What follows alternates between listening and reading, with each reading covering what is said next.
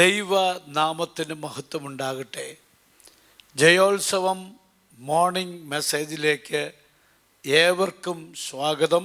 വീണ്ടും വരുന്ന കർത്താവായ യേശു ക്രിസ്തുവിൻ്റെ നിസ്തുല്യ നാമത്തിൽ ഏവർക്കും എൻ്റെ പ്രഭാത വന്ദനം അറിയിക്കുന്നു. വിശുദ്ധ തിരുവെഴുത്തിൽ നിന്ന് ഒരു ചെറിയ സന്ദേശം നിങ്ങളുമായിട്ട് പങ്കുവയ്ക്കുവാൻ താല്പര്യപ്പെടുന്നു.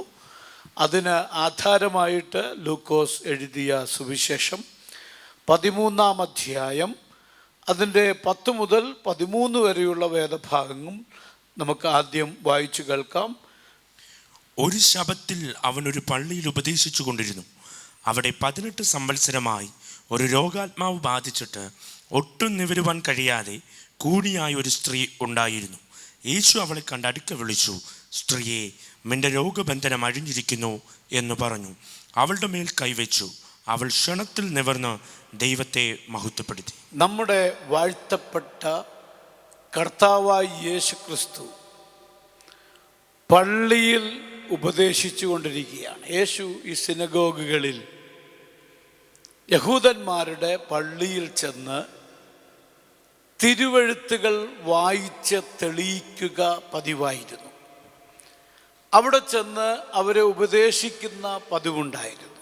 അങ്ങനെ യേശു ഒരു പള്ളിയിലേക്ക് കടന്നു പോകുകയാണ്. അവിടെ ചെന്ന് അവരെ ഉപദേശിക്കുമ്പോൾ അവിടെ സംഭവിച്ച ഒരു കാര്യം ഇവിടെ വ്യക്തമായി ലൂക്കോസ് രേഖപ്പെടുത്തിയിരിക്കുന്നു.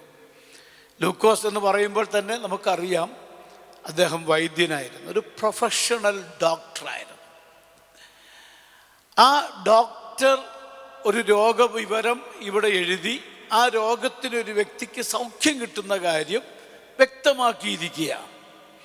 സാധാരണ ഒരു ഡോക്ടർ രോഗിയുടെ രോഗത്തെക്കുറിച്ചൊക്കെ പറയുമ്പോൾ രോഗാത്മാവ് എന്നൊരിക്കലും പറയാറില്ല.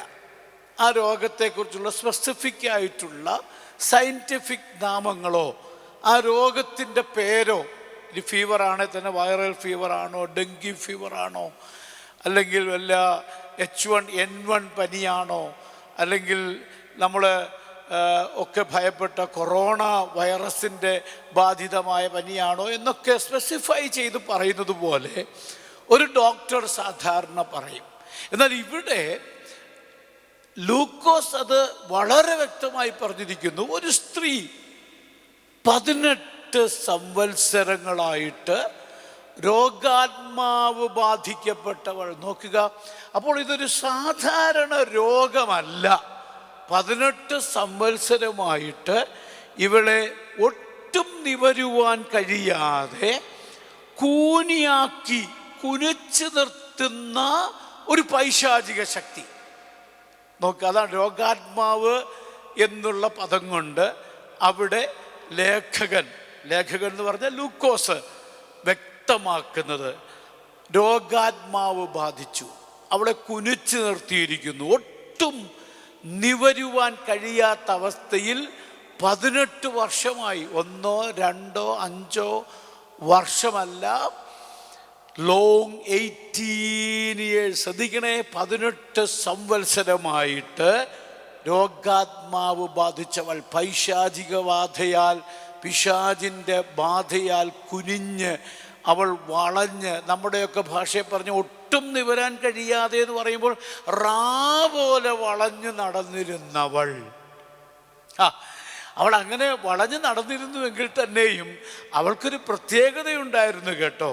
എന്താ അവളുടെ പ്രത്യേകത? അവൾ എല്ലാ ആഴ്ചയിലും അവൾ പള്ളി വരുമായിരുന്നു. നമുക്കൊക്കെയാണെങ്കിൽ ഒരു തലവേദന വന്നാൽ മതി സഭായോഗം മുടക്കുന്ന ആൾക്കാരുണ്ട്. ഒരു പനി വന്നാൽ പിന്നെ പറയണ്ട. പിന്നെ എന്തെങ്കിലുമൊക്കെ രോഗമൊക്കെ ഉണ്ടെങ്കിൽ നമ്മൾ എന്തെങ്കിലുമൊക്കെ ഒഴിവൊഴികൾ ഈ സഭായോഗം മുടക്കാനും ഉപവാസ പ്രാർത്ഥന മുടക്കാനും യോഗങ്ങളൊക്കെ മുടക്കാൻ നമ്മൾ PhD എടുത്ത ആൾക്കാർ നമ്മുടെ ഇടയിലുണ്ട്. എന്തെങ്കിലുമൊക്കെ എക്സ്ക്യൂസ് പറഞ്ഞ് യോഗം മുടക്കുന്ന ആൾക്കാരുണ്ട്. എന്നാൽ ഈ സ്ത്രീയെക്കുറിച്ച് നമുക്ക് മനസ്സിലാക്കാൻ സാധിക്കുന്നുണ്ട്. അവൾ വളഞ്ഞ് കുനിഞ്ഞവളാണെങ്കിലും അവൾ പള്ളിയിൽ വന്ന് ഉപദേശം കേൾക്കുമായിരുന്നു, ന്യായപ്രമാണങ്ങൾ വായിച്ചു കേൾക്കുമായിരുന്നു. അവൾ പള്ളിയിൽ വരും. അവളുടെ ഉള്ളിലെ ഏറ്റവും വലിയ ആഗ്രഹം, എനിക്കൊരു വിടുതലുണ്ട്, എൻ്റെ ഈ രോഗാത്മാവിനെ എന്നിൽ നിന്നും മാറ്റി എനിക്ക് സൗഖ്യം കിട്ടുന്നൊരു ദിവസമുണ്ടെന്ന് ഉറപ്പുണ്ടായിരുന്നു. എന്നാൽ ഏതു സമയമാണ് എൻ്റെ വിടുതലെന്ന് അവൾക്കറിയില്ല. അതുകൊണ്ട് എപ്പോൾ വിടുതലുണ്ടാകുമോ അന്നുവരെയും അവൾ പള്ളിയിൽ വന്നുകൊണ്ടേയിരുന്നു. നോക്കുക, ഒരു ദിവസം യേശു അവിടെ ചെല്ലുകയാണ്. ഞാൻ വിശ്വസിക്കുന്നൊരു കാര്യമുണ്ട്, ഉപദേശിച്ചുകൊണ്ടിരുന്നു എന്നൊക്കെ പറഞ്ഞാലും യേശു അന്ന് അവിടെ ചെന്നത് ഇവളെ സൗഖ്യമാക്കാനായിരുന്നു. ആമേൻ. ഈ കൂനിയായ സ്ത്രീ, എന്നെ കേൾക്കുന്ന ചിലരോട് പരിശുദ്ധാത്മാവ് ഈ പ്രഭാതത്തിൽ ഇടപെടുന്നത് എനിക്ക് നന്നായി അറിയാം. പിശാച് നിന്നെ വളച്ചു നിർത്തിയിരിക്കുന്നത് പോലെ വിവിധങ്ങളായ ഭാരങ്ങൾ നിന്റെ ചുമലിൽ വെച്ച്, നുകം നിന്റെ ചുമലിൽ വെച്ച്, ഭാരം നിന്റെ തോളിൽ വെച്ച് മുന്നോട്ടൊരു ചുവട് പോലും വയ്ക്കാൻ കഴിയാതെ നിന്നെ പുറകോട്ട് വലിക്കുന്ന, നിന്നെ വളച്ചു നിർത്തുന്ന ഒരു വലിയ പൈശാചിക ശക്തി നിന്റെ കുടുംബത്തിനകത്ത്, നിന്റെ വ്യക്തിപരമായ ജീവിതത്തിൽ നിനക്കെതിരെ പോരാടി നിൽക്കുമ്പോൾ, നിന്നെ വളച്ചു നിർത്തിയിരിക്കുന്ന, നിന്നെ ബലഹീനമാക്കുന്ന ആ ശക്തി, ആ രോഗാത്മാവിൽ നിന്ന് നിന്നെ വിടുവിച്ച് പുറത്തു കൊണ്ടുവരുവാൻ, ആ ബന്ധനത്തെ അറുക്കാൻ, ആ ഭാരത്തെ, ആ നുകത്തെ തകർക്കാൻ ഒരു ദൈവശക്തി നിങ്ങളുടെ മേൽ വ്യാപരിക്കാൻ പോകുകയാണ്. അവിടെ യേശു വന്നു. യേശു വന്നത് അവളെ സൗഖ്യമാക്കാൻ വേണ്ടിയാണ്. യേശു വരുമ്പോൾ പലപ്പോഴും നമ്മൾ കാണത്തില്ല, അതാ പ്രശ്നം. യേശു നമ്മുടെ അടുത്ത് വരുമ്പോൾ, യേശു വരുന്ന സമയത്ത് നമ്മുടെ ആബ്സെൻ്റാ. യേശു വരുമ്പോൾ നീ പ്രസൻ്റ് ആയിരിക്കണം. അന്ന് യേശു അവിടെ വന്നു. യേശു അവിടെ വന്നത് ഈ കൂനിയായ സ്ത്രീയെ സൗഖ്യമാക്കാനായിരുന്നു.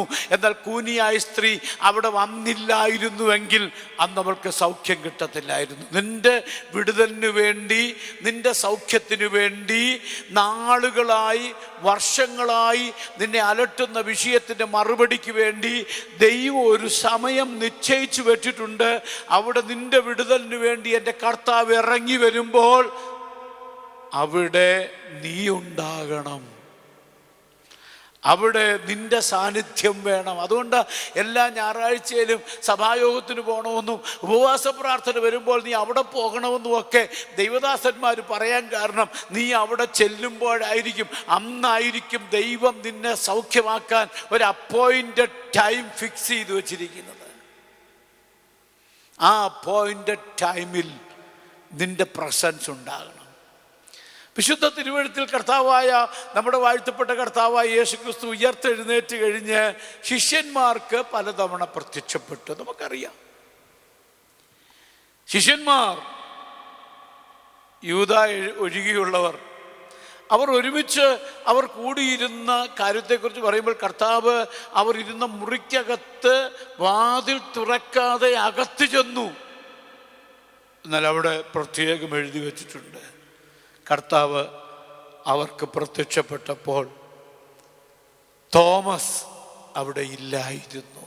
തോമസ് അവിടെ ഇല്ലായിരുന്നു. നോക്കുക, യേശു കർത്താവ് അവിടെ ചെന്നപ്പോൾ തോമസിന്റെ ആബ്സെൻസ് അവൻ്റെ ജീവിതത്തിൽ പ്രയാസത്തിന് കാരണമാക്കി. പിന്നെ യേശു ഉയർത്തെഴുന്നേറ്റുവെന്ന് അവനെ തെളിയിക്കാൻ, അവൻ്റെ സംശയത്തെ മാറ്റാൻ കർത്താവിൻ്റെ അടുത്ത് ചെന്ന് ആ ആണിപ്പാടുള്ള അല്ലെങ്കിൽ കുത്തിത്തുളയ്ക്കപ്പെട്ട ആ വിലാപ്പുറം കാണിച്ച് തെളിയിക്കേണ്ടി വന്നു യേശു കർത്താവിനെ. യേശു കർത്താവ് നിങ്ങളുടെ വിഷയത്തിൻ്റെ മറുപടിക്ക് വേണ്ടി നിങ്ങളുടെ അടുത്ത് വരുമ്പോൾ നിങ്ങളുടെ പ്രസൻസ് അവിടെ ഉണ്ടെങ്കിൽ മാത്രമേ ദൈവത്തിൻ്റെ മഹത്വം അവിടെ വെളിപ്പെടുകയുള്ളൂ. ശ്രദ്ധിക്കണമേ, യേശു കർത്താവ് അവളെ കണ്ടു, അടുക്ക വിളിച്ചു. സ്ത്രീയെ, നിന്റെ രോഗബന്ധനം, നോക്കുക, യേശു കർത്താവ് അതിന് കൊടുത്തിരിക്കുന്ന വാക്ക് ബന്ധനം എന്നാണ്. കർത്താവ് പറഞ്ഞ വാക്ക് ബന്ധനം. അപ്പൊ ബന്ധനമുണ്ട്. ചിലരൊക്കെ പറയാറുണ്ട് ഈ ബന്ധനം, പോരാട്ടം എന്തൊക്കെ പറയുന്നത് പെന്തിക്കോസുകാരുടെ ഭാഷയാണ്. ബന്ധനം, പോരാട്ടം, അന്ധകാര ശക്തി, അത് ഉള്ളത് കൊണ്ടാണെന്നേ. യേശു കർത്താവ് തന്നെ പറയും നിന്റെ ബന്ധനം അഴിഞ്ഞിരിക്കുന്നു എന്ന്. യേശു കർത്താവ് പറഞ്ഞതിൻ്റെ അർത്ഥം ഇവളെ കെട്ടി വളച്ചിരുന്ന ആ രോഗത്തിൻ്റെ കെട്ട് യേശു കർത്താവ് അഴിച്ചു മാറ്റി. അവിടെ എഴുതിയിരിക്കുകയാണ്, അത് പറഞ്ഞ് അവളുടെ മേൽ യേശു കൈവച്ചു. യേശു അവളെ തൊട്ടപ്പോൾ യേശു അവളെ നോക്കി പറയുകയാണ്, സ്ത്രീയെ, നിന്റെ രോഗബന്ധനം അഴിഞ്ഞിരിക്കുന്നു. ഇന്ന് ഞാൻ ഈ പ്രഭാതത്തിൽ തന്നെ ഞാൻ ദൈവവചനം കൈമാറുന്ന സമയത്ത് പലരും പല ബന്ധനങ്ങളിലായിരിക്കുകയാണ്. ചില ബന്ധങ്ങൾ തന്നെ ചില ബന്ധനങ്ങളായി മാറാറുണ്ട്. ചില ബന്ധനമാണ്, ഒഴിഞ്ഞു മാറണമെന്ന് വിചാരിച്ചിട്ട് നടക്കുന്നില്ല. അതിങ്ങനെ പുറകെ ഫോളോ ചെയ്യുകയാണ്. ആ ബന്ധനം ഇന്ന് അഴിച്ചു മാറ്റണം. നിന്നെ പാപത്തിലേക്ക്, നിന്നെ തകർച്ചയിലേക്ക്, നിന്റെ നന്മയിലേക്ക് വിടാതെ പുറകോട്ട് വലിക്കുന്ന എല്ലാ ബന്ധനങ്ങളും എല്ലാ കെട്ടുകളും അഴിയണമെങ്കിൽ യേശുവിൻ്റെ സാന്നിധ്യത്തിനകത്ത് നീ വരണം. നിന്റെ കുടുംബത്തിനകത്തെ ബന്ധനങ്ങളെ ദൈവം അഴിച്ചു മാറ്റി സ്വതന്ത്രമാക്കുകയാണ്. പാപത്തിൻ്റെ ബന്ധനമായിരിക്കാം, രോഗത്തിൻ്റെ ബന്ധനമായിരിക്കാം, കടഭാരത്തിൻ്റെ ബന്ധനമായിരിക്കാം. ഈ ബന്ധനങ്ങളാണ് പലപ്പോഴും ഈ ആത്മഹത്യയിലേക്ക് കൊണ്ടുപോകുന്നത്, അല്ലേ? ഈ സ്ത്രീയെ ദൈവം എന്തുമാത്രം സ്നേഹിച്ചു. 18 വർഷമായിട്ട് നിവരാൻ കഴിയാത്ത സ്ത്രീ, അവളുടെ വലിയ പ്രതീക്ഷയായിരുന്നു അവൾക്ക്. എന്താ അവളുടെ പ്രതീക്ഷ? ഒരു ദിവസം എനിക്ക് സൗഖ്യം കിട്ടും. അതുകൊണ്ടല്ലേ അവൾ പള്ളി വന്നത്. സൗഖ്യം, അവരുടെ പ്രതീക്ഷ നഷ്ടപ്പെട്ടില്ല. ഈ പ്രതീക്ഷ നഷ്ടപ്പെടുമ്പോഴാണ് ആത്മഹത്യ. നിരാശ വരുമ്പോഴാണ് ആത്മഹത്യ. എനിക്കിനി ഒരു വിടുതലില്ല, ഇനി എൻ്റെ വിഷയത്തിന് മറുപടി ഉണ്ടാകില്ല എന്നൊക്കെ നമുക്ക് ചിന്തയുണ്ടാകുമ്പോഴാണ് ഈ സൂയിസൈഡ് ടെൻഡൻസി വരുന്നത്.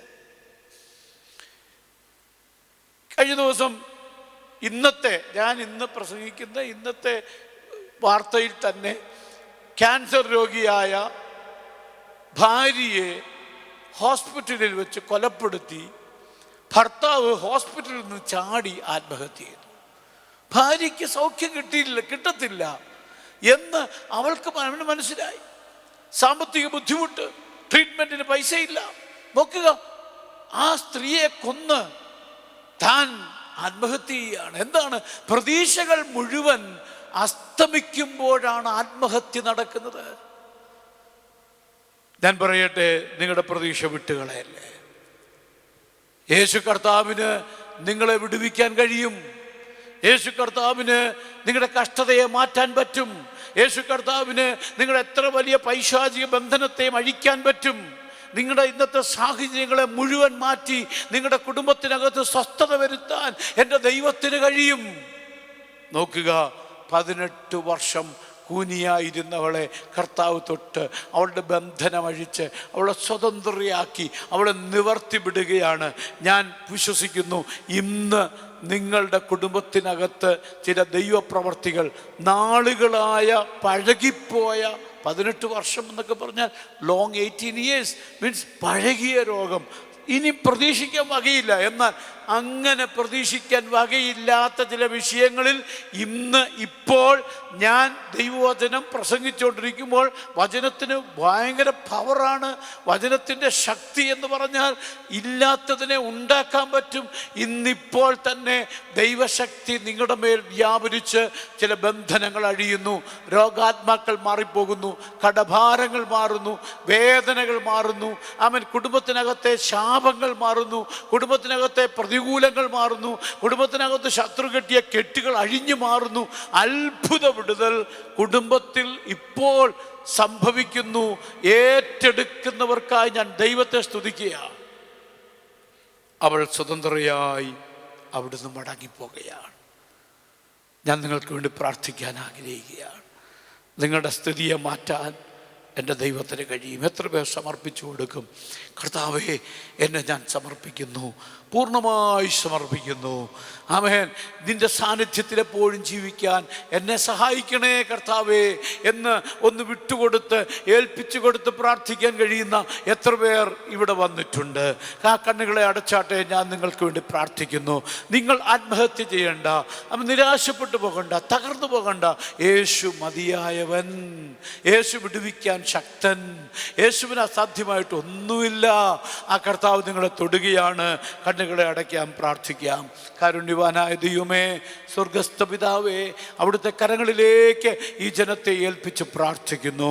കർത്താവേ, ഇന്ന് കേട്ട വചനം പോലെ എത്ര പഴകിയ രോഗമാണെങ്കിലും വിടുവിക്കാൻ ഞങ്ങളുടെ ദൈവത്തിന് കഴിയും. എത്ര പഴകിയ വിഷയമാണെങ്കിലും അത്ഭുതം ചെയ്യാൻ ദൈവത്തിന് കഴിയും. എത്ര വലിയ രോഗാത്മാവിൻ്റെ ബന്ധനമാണെങ്കിലും അഴിക്കാൻ ദൈവത്തിന് കഴിയും. ഇന്ന് ഇപ്പോൾ തന്നെ ചില ബന്ധനങ്ങൾ അഴിയട്ടെ, കെട്ടുകൾ പൊട്ടട്ടെ, രോഗങ്ങൾ സൗഖ്യമാകട്ടെ, അത്ഭുതങ്ങൾ കുടുംബത്തിൽ നടക്കട്ടെ, മഹത്വം വെളിപ്പെടട്ടെ. യേശു കർത്താവിൻ്റെ ധന്യമുള്ള നാമത്തിൽ തന്നെ. ആമേൻ, ആമേൻ. God bless you. ദൈവം നിങ്ങളെ അനുഗ്രഹിക്കട്ടെ. അനുഗ്രഹിക്കപ്പെട്ടൊരു നല്ല ദിവസം ദൈവം നിങ്ങൾക്ക് തരുന്നു.